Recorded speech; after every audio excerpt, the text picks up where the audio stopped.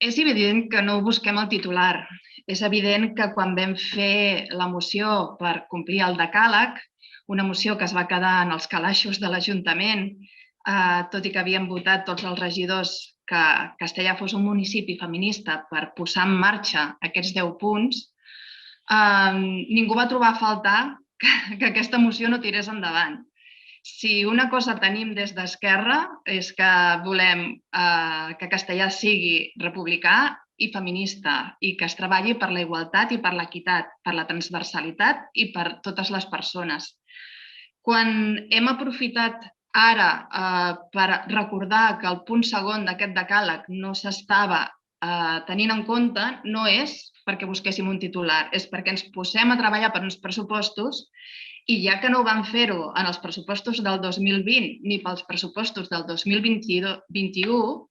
no estava de més recordar-les que són vostès qui tenen la possibilitat de fer aquesta contractació d'una auditoria externa per treballar amb la perspectiva de gènere de l'Ajuntament a nivell de pressupostos. Nosaltres els hi vam suggerir en el seu moment, nosaltres els donem suport i, evidentment, estem treballant per més polítiques a nivell de feminisme, faltaria més, però qui pren les decisions a nivell d'esports, a nivell de cultura, a nivell d'urbanisme,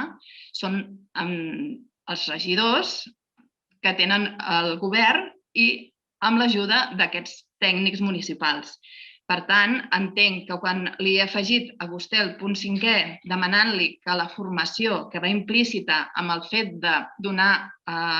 contractar aquesta consultoria externa, quan li he demanat que la formació es fes extensiva també als regidors de l'oposició, estava pensant en que tots plegats poguéssim disposar d'aquestes eines, d'aquesta formació, per treballar amb uns pressupostos des de la perspectiva i des del coneixement del que és aplicar la perspectiva de gènere, perquè no significa que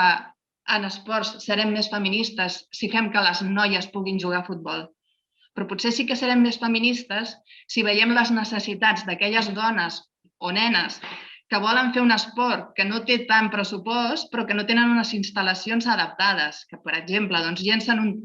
una cinta a l'aire si fan rítmica i se'ls queda enganxada amb una cistella de bàsquet. Possiblement, a l'hora de veure com apliquem els pressupostos a nivell d'esport,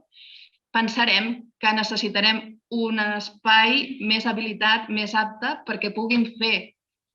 els entrenaments que després puguin anar a competir amb aquesta seguretat de que poden llançar les cintes més amunt. Podria posar molts exemples,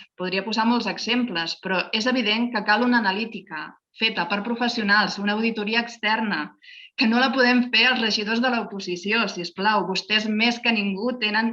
tot el coneixement a l'hora de treballar amb els pressupostos. Els hem aportat més d'una visió, els hem aportat sempre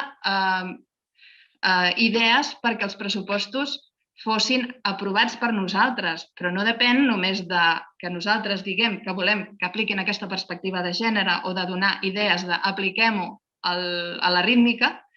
sinó que depèn de que tinguem una formació, una auditoria i un acompanyament que serà llarg, que no és una cosa de 3 mesos i que evidentment no podrem fer en aquests pressupostos d'aquest any,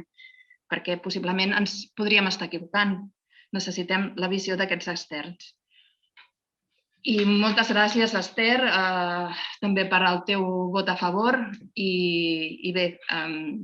endavant amb aquest pas i estarem molt atents a que es porti a terme. Gràcies.